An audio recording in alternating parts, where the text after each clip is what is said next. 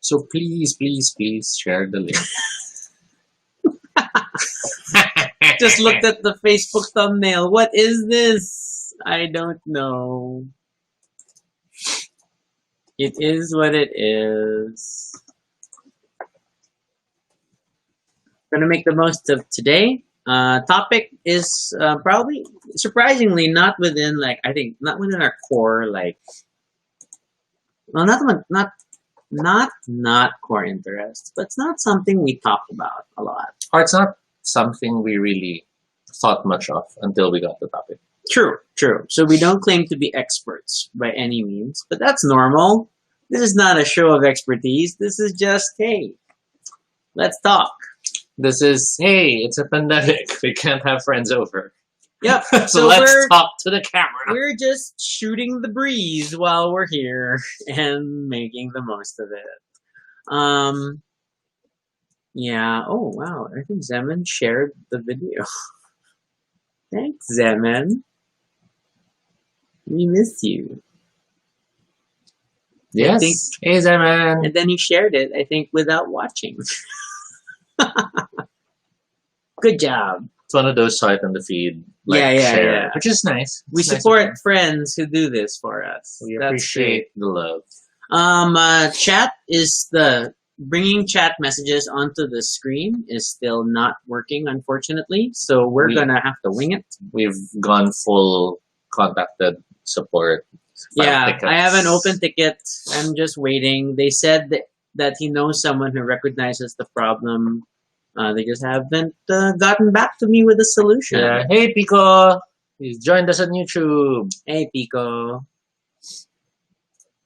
Actually, let's leave a message for the support people and say, any updates? But again, if it's while you're waiting for the show, hey, Patricia, you're back.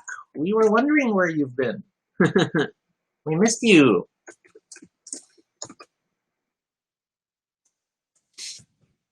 A small sniffle, as always.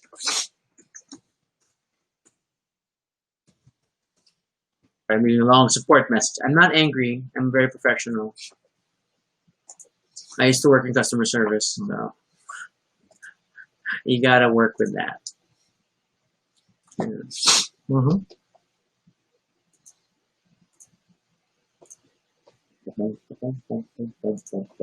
1 minute-ish. David and Jed, thanks for joining us. I should set up the timer. Yes, I've set up other things, so we're pretty good to go. So while we're waiting, we saved the lizard this week. Oh my gosh! Yeah, not everyone has access to my blog, so we are happy to share that we saved the lizard. It all started with these tiny fruit flies that are in the kitchen. They're among Toby's many enemies in the home. So I've laid out fly paper to try to catch them. And then that morning we woke up to a lizard caught in the fly paper. It was very sad. And it was the lizard we usually hear making noises when it says hello, and we are always, oh, there's someone else in the house. I think he has guested in some of the streams. So yes, Jed will talk about that in a bit. And we did watch it, yes. But yeah, we ended up freeing it from the fly paper, rubbing it down with some olive oil, and you should have seen Toby with a cotton swab soaked in olive oil, trying to loosen the glue that was on the lizard. He said hello a few times, so he's still alive. And Toby has left out water and bread in the hopes that, I don't know, that the lizard comes join us full time. Maybe he'll start giving us offerings or something every now and then. So it's 9:01. I guess we can start. Yeah, we can start. I will load the title sequence. And then... Just before we start, David says, it would have been a shame if you didn't say it'll grow back, buddy. We did not break its tail. He didn't lose any limbs. He's complete. It's surprising. He might have lost an eye. For all we know, it might have been glued shut. We were I don't think he's lost an eye. There was that weird stretching in the eyeside, which we didn't want to look at. He's fine. All right. It's 10 viewers to start with, but not officially on the count on Facebook because I'm the 10th. So we will start with the captions. This is Toby.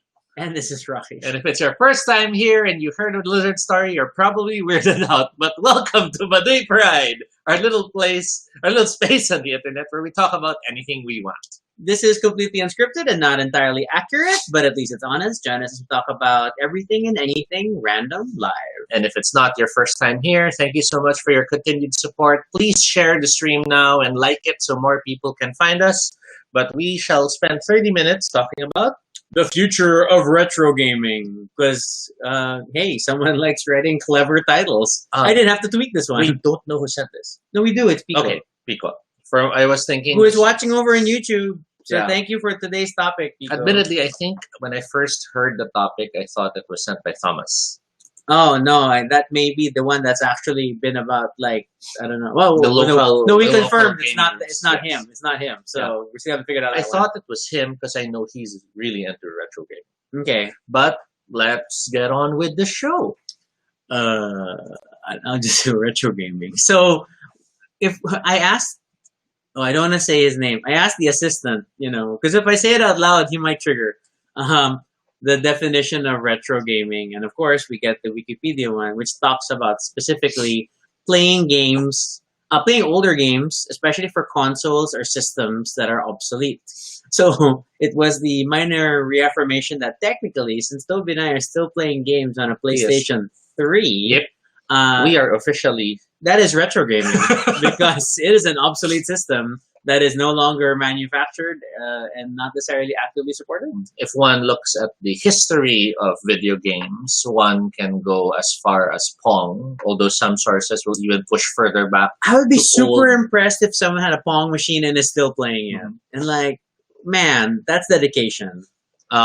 Jed mentioned, have you seen High Score on Netflix? We totally watched it the night it came out and we finished it. Hey, Carlo. Very shortly thereafter. And and that maybe that inspired the question when it came in. I don't know. Yes, Pico, it was you. For those who are wondering about High Score, it's a great documentary series on Netflix that talks about a lot of the key points in the history of video games. Yes.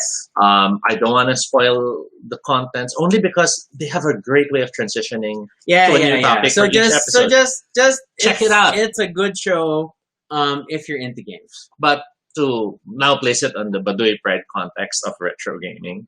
So we can focus, we'll focus on the different parts. So let's talk first about actual old games. Yes. And is there a future to old games? Well, in many ways, all games are old for us. Wow. Because we have not gotten into a lot of the new games that are out there. That is true. I literally work in a company that deals with mobile games. And while I do explore a lot of mobile games as part of my research and part of my making sure I'm aware of this and that. Yeah, Toby plays all these weird games. We, as a couple, don't really dive into those things. I mean, for example, you have Fall Guys, which is one of the biggest games out there right now. It's based on the Unity system. It's basically Takeshi's Castle on a digital mode, which I think we would enjoy playing. Which in itself is an ancient reference. Do you know Takeshi's Castle? Do you appreciate Toby bringing it up? Let's discuss. Likewise, you have another game that's popular now called Among Us, which is a video game that is multiplayer and has attempted to place the traitor mechanic, our previous episode's topic. And someone brought it up that hey, have you played that game? And no, we haven't. But again, so everything we play is actually old games. Fine. But for the purposes of our topic, we will have to talk about actual old games that for some reason people still love playing.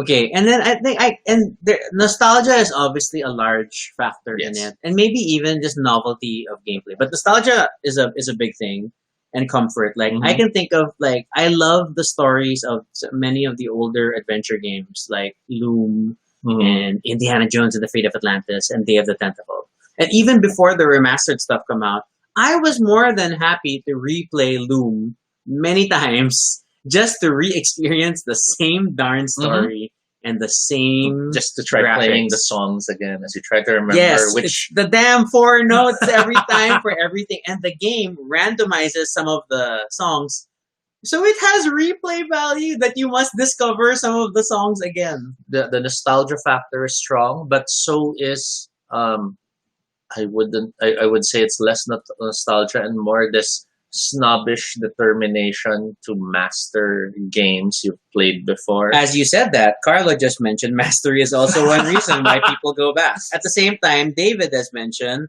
older games have speedruns. Which is what I was going to get to, that people now actually challenge themselves to play these old games to see if they can finish it. Earlier, just before the show started, I was watching a video of Metal Gear 5, which officially does count now as an old game because it's from the PS3. Yes. And the guy beat the last frigging robot whose name I cannot mention in 72 seconds. And it took you a while. It took me a few days. So, yeah, mastery is another reason people do it. Nostalgia is there. And then there's also just the beauty of certain old systems, the way they approach. For example, I guess the best way to say it is through examples. Shadow of the Colossus. Okay. It's a game I still love playing beyond just nostalgia because the system was just elegant. The way you had to climb the enemy, you had to find that weak spot to attack. There are games that you just love actually playing through it with the system that they develop because other games don't do it anymore. That's true. I know. But just to add, okay. Just to finish, I would love that old game whose name escapes me now, where inertia and using thrust was part of the system in fighting. I think it wasn't Star Frontiers. It was I don't know. Master of Orion. There you go. Oh, wow, that was a very strange description for Master of Orion, but sure. When it was the ship combat, it was about finding ways to use inertia to... Yes. I love Moo. It's just weird to call it Moo. Comments? I can't read from here. Okay, I'll read it. Pico, of course. Takeshi's Castle is lit. Patricia adds, I downloaded the mobile version of King of Fighters in my phone. I tried to play it. It was great. A great video game. As a Mobile Legends player, I like the game, but I'll always love to play MLBB. Yeah, that might be my vision, though. I can't download another mobile video game at the computer because we don't want to leave camera. Of course, thanks to Patricia, I now also remember another old game I really love. Depends if it's Japanese or English, because it's either Bust the Groove or Bust the Move. Yes. Yeah, that's always good. And that's an artifact of the PS1, PS2 era. So that's pure nostalgia with awesome gameplay. Okay, and then I wanted to bring up, which is kind of, I remembered going back to the original Dune video game. Dune is, oh my god, because it was an adventure game with a strategy component. Mm-hmm. And I played that game 2 or 3 times, mainly because I love Dune, but also because it was kind of fascinating because it was a proto real-time strategy game. It wasn't quite refined as what became Dune 2, A Building of a Dynasty, but oh my god, it's so fun. And there was that deep desire to see if you can, nearly get hit by the worm. Or something like that. But you didn't play Dune 1, did you? Okay, no. So that doesn't happen. You just ride the worm. All right, then.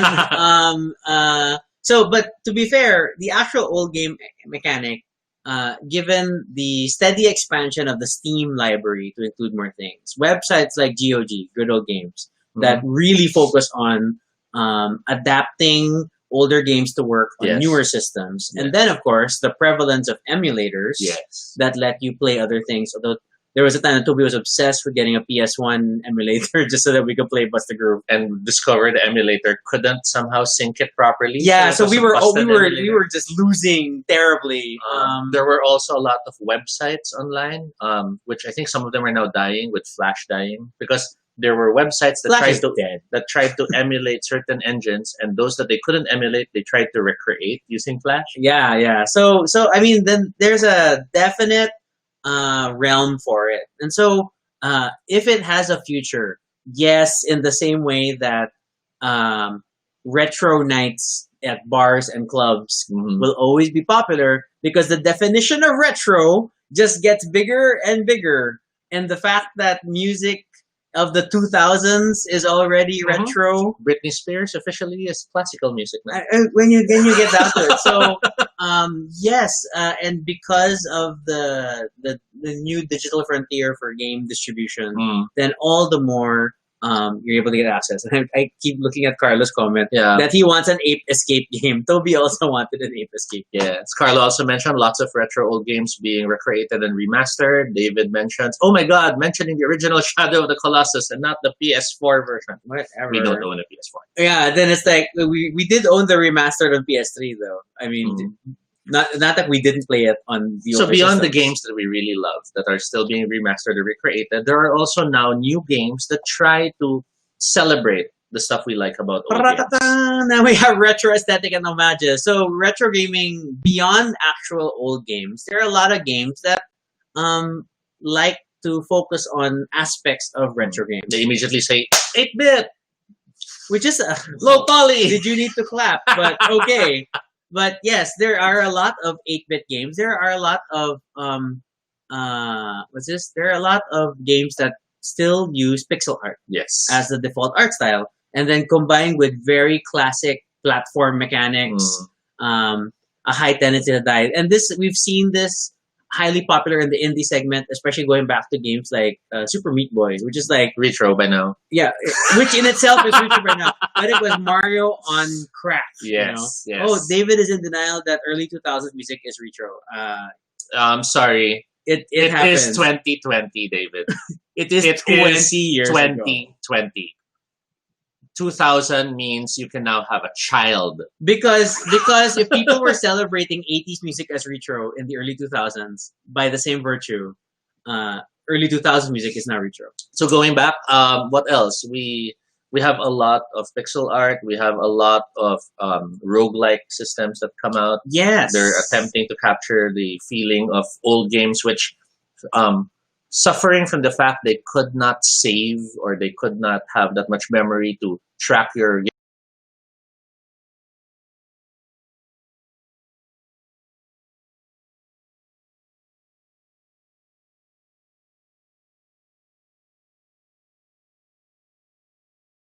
It's 9:13.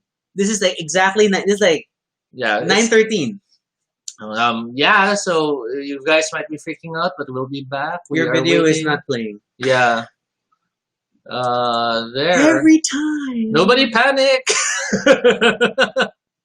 That is like a hallmark of the show. And this is like on the YouTube version. If this show ever gets picked up on an actual, TV show or whatever, I'll demand that every 10 to 13 minutes it has to go black. It's a signature of the show, ladies and gentlemen. We should do something in the 13 minutes. I should have like a caption ready for it. It's 13 minutes. So.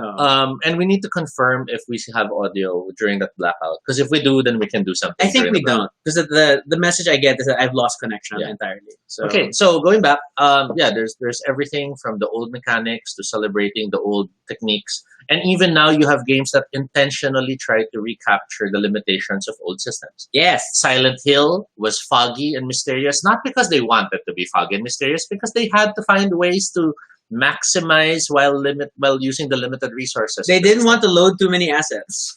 So just hide everything in fog.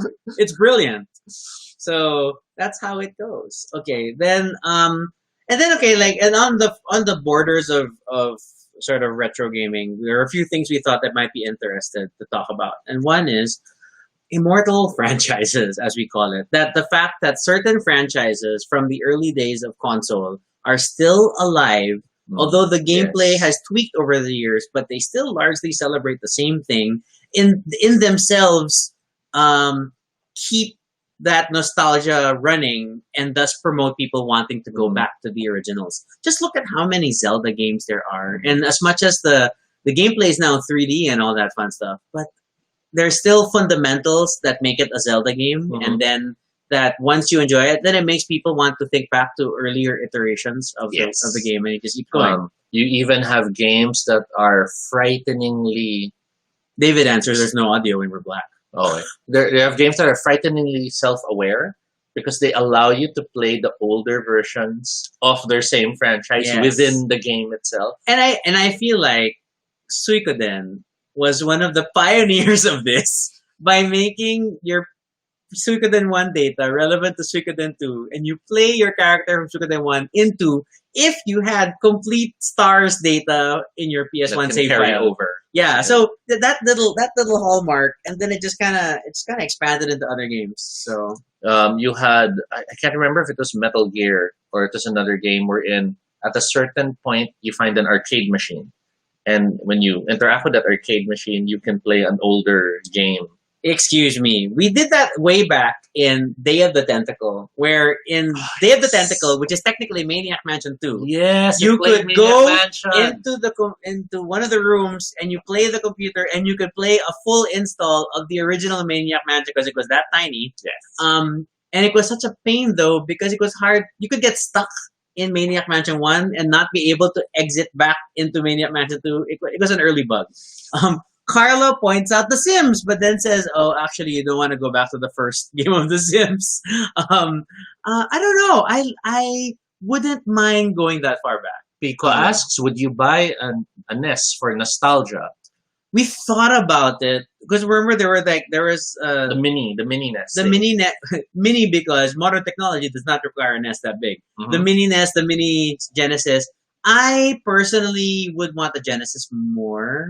Mhm. I think the Sega Genesis played a bigger role in my upbringing because wow, cool, we had the Sega Genesis, and it was cooler because it had 3 buttons and not 2. I think I only stopped myself from buying them because I was afraid the moment the controllers went bad or something, then There's no replacement. you feel like it's it's a piece of junk. end of it. And given you have that option and the option of just getting a USB controller and playing on an emulator, I kind of decided not to. Patricia asks, mentions, I tried to play arcade video games last December. I played X-Men versus Capcom. Wow, on Quantum. Quantum. Or arcade game was a little bit Rockin'. difficult, especially because I play most of the video games. And mobile video games. it's maybe it's more difficult just because you're not as familiar. And Mhm. for the longest time, that was like standard gameplay, and we got used to it. Okay. Any Capcom fighting game has fundamental moves that you can do across characters. So we have a obvious retro moment. Patricia adds, my mom plays Silent Hill and Resident Evil, both on the PlayStation. So again, David, 2000 is retro. Oh my god. Andre says hi, he's at work, and I miss the Nintendo 64 games actually. That's Nothing beats interesting. Mario Kart there and Sniper. I guess that's Super Sniper. Mario. Super Mario 64. And it was like, wasn't that the console that had GoldenEye? Oh my god, that was like such a big thing in high school. Well, there we go, high school. My Hangouts. my Nintendo game retro days, because remember, before Nintendo I had the Super Famicom, and prior to that was the Atari. So I was happy with Circus Charlie. I was happy with Battle City and all this and that. Clue Clan, Clue Land. Wasn't familiar with that game. Not the game. That's Okay. different. And then when the Super NES came in, I started playing other games like Chrysalis and Shadowgate and the like, which were again, as always, for me, the games that not everyone else played. So I was always playing alone. Okay. Oh my god, Pico on YouTube mentions the Sega Saturn. I don't know about. We didn't have a Saturn, but my family got a Dreamcast, and oh my god, that was like, do we have any other friends who have a Dreamcast? Because it was such a niche system. It was great because it was like one of the few consoles that could support Marvel vs. Capcom, and then it's where Shenmue came out, and oh my god, Shenmue is an amazing game. I know that I know it's on Steam already, and then there's a Shenmue 3, but Shenmue was super open world adventure game. Yes. And it boasted the realistic graphics for its time. For its time, I mean, I have hair. especially in Shenmue 2 when you're in Hong Kong and you deal with the plane flying overhead every time, and I don't know why your character must look up every time the plane flies over. But the hallmark of Shenmue was the box with the kitten in it, and then you would all stop to play with the kitten, and hey, they're there. And you could also buy drinks from a vending machine. Now- These are things I remember. Now, retro experiences are not limited to just the electronic area. Yes, this is our last 10 minutes. Let's talk about unplugged retro games. So we have a lot of callbacks as well to I would dare even say that some of them are probably unintentional. For example, in the tabletop industry, one of the huge movements now is the roll and write system. Okay. And it's a Yes. lot of, they're now coming up with all these innovations. Some use cards, so it's not really roll anymore, but you still write. Yeah. Others use some level of dexterity component. But if you think about it, for us Filipinos, that boils down back to how when we were kids, we'd create bases and then we'd draw ships and then with our pen, we'd draw lines to attack That each is other. that is an interesting comparison to rolling right. And it just shows how you have the cyclic nature when it comes to games. Franchises have also been resurfacing when it comes to the board game community. There's a Jaws board game that recently came out. Jaws.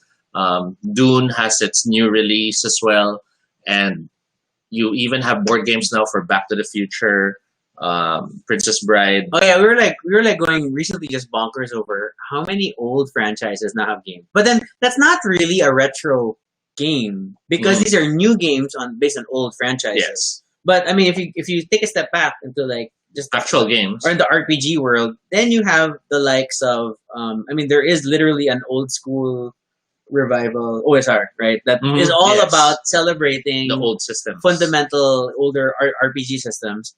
Or then you have weird like they're revivals, but still definitely playing on the retro factor. Like what was that that Dark Tower board game that got Yes. that got a Kickstarter? It's the battery operated tower that gives out sounds and stuff when you press it. They made a new version, which is like a super automated dice roller, eventually a skull roller. I don't know, it had skulls in it, but that is just an because of an old board game that a few people played that was probably ahead of its time and the tech couldn't really keep up.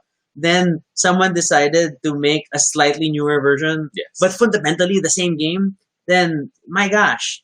And I wanted to laugh earlier because Patricia has the wonderful question of what do you think of the Sega Genesis Moonwalker game? Oh my god. I missed that. I finished that game. You did? Yes. I never took finished forever. it. I was always stuck at the robot and he couldn't defeat the boss. I was always bad at that point. It took us a long time. This was a sibling effort to beat Moonwalker, okay? And who? And that game was good. It was surprisingly good. It was good. But it was difficult. And then it was that annoying. There were so many components rescuing kids. Why is there a chimpanzee? You transform into a robot. Thinking about it now, I think that game was why I love Bust the Groove so much. Because Moonwalker was all about, choosing that right moment when to have the group dance because that was a special move to kill all the opponents. And in Bust the Groove. But it wasn't rhythm based. Yeah. I mean, it's just that to do the big dance number, it was a large charge attack that you'd have to spin for a certain amount of time to gather the energy. Yeah. Oh my gosh. Okay. Patricia also adds, before playing Silent Hill Mobile on the Sony Xon, the great thing playing Silent Hill is you can solve and find objects to open doors. And yes, many survival horror games actually borrowed from escape room systems, and that's one of the things that makes them very interesting. And then it kind of crossed over, and then when I'm leaning over like this, I'm trying to juggle a comment, and then yes, we're not kidding. But again, sibling effort. It was me and my sister. We worked on that on the Genesis, and my gosh, the cutscenes. Kiko also adds Neverwinter Nights. Oh my god. Admittedly, a lot of the Dungeons and Dragons attempts on the PC have been very interesting because they've also been trying to move in the same direction the tabletop industry has. Yeah. Old stuff. I never got into them, and everybody was going bonkers over Baldur's Gate and stuff. And that's because there was a disconnect with the older ones with the newer ones. The older ones were it's all about the stats, it's moving around and managing resources. And then when the newer ones came out with Baldur's Gate and the like, it suddenly was about positioning and timing because it suddenly tried to be real time and not because there was turns or rather there were turns but you couldn't see them because the timers were moving in real time. And it's like Fallout. Like Fallout was definitely RPG structured, but then and this is me who didn't play Dungeons and Dragons growing up. I had such a difficult time getting into it because then I was like trying to understand why am I rolling at the beginning of the game? What is the character creation process? I had no background, so I don't know. I don't know where this topic's going now. then I guess the best way to continue this is to start talking about other games we miss or games that we wish would have a return incarnation. For example, I miss Black and White. Oh, oh, that was a good game. I I miss really actually I miss a lot of God Sims. yes. I don't see I was God about to Sims as say much. Black and White followed by Populous, and I Although in know. terms of sequence, it's the other way Oh around. yeah, and in terms of those games, there was that attempt by the same creator. I think it was Goddess or something. I Yeah, forget, yeah. which kind of tried to celebrate these two, But but it wasn't didn't quite get quite. it. And there was so much hype over that release with the timer and whatnot. But okay, I still didn't get into the game. But yeah. So I think God Sims could make an interesting comeback. That could be fun. Um, I mean, I tend to miss the entire flying Bullfrog games library. So it's everything from Syndicate Mm. to theme park Mhm. and of course dungeon. What's this? Oh my god, what's it? Dungeon Keeper. Dungeon Keeper. Dungeon Keeper. Although I know there's a Lord of the Underworld, which is like a spiritual successor, blah blah blah blah. But just that particular section of games, and I know like I miss Team Hospital, and there's also 2 Point Hospital, which I Mhm. own, but I still haven't taken the time to play. By the time I play, it's gonna be retro. Mhm. So there's just certain things. I mean, as much as I guess the appeal of the retro gaming movement boils down to, for me, if I were to like make it one experience, it's like when I first played City Skylines. Mhm. City Skylines is an amazing game. It is a city simulator Yes. that goes to amazingly granular detail. All the way to mapping out the bus routes So and ticket prices. and I can ride the bus to see how good or bad because the you can route select is. a person and just follow them for the day if you want. Yeah, so that's an amazing level of detail. But there are times, especially as you get like mid to later game in City Skyline, that it gets a little overwhelming. Mhm. That there's just so much to do, and after a long day at work, I do not have the brain power to process everything. And me being an older game person, then it's like I just want to play Star Control 3 again. And I can play it in my sleep. I generally remember most of the story points, and I can just go through the combat in my cheater method or whatever. And it's just a thing. And I think so. Partly nostalgia, partly just sometimes it's feature overload. Like Mhm. I look at the new civilizations, and they're great, and they add so many fascinating systems, but I will admit I am totally happy playing Civ 1 again Mm. because that game is still solid, and that's why we play through the ages because it's a board game that captures the feel of Civ 1 more than anything else. I miss light gun games. Oh, I think earlier Carla mentioned Time Crisis. So yeah, there was Time Crisis. There's this old one I miss, which was an arcade game. You played two players, Mm-hmm. and there was a button to reload and stuff because it was Japanese anime inspired in the sense that you were riding flying mechs.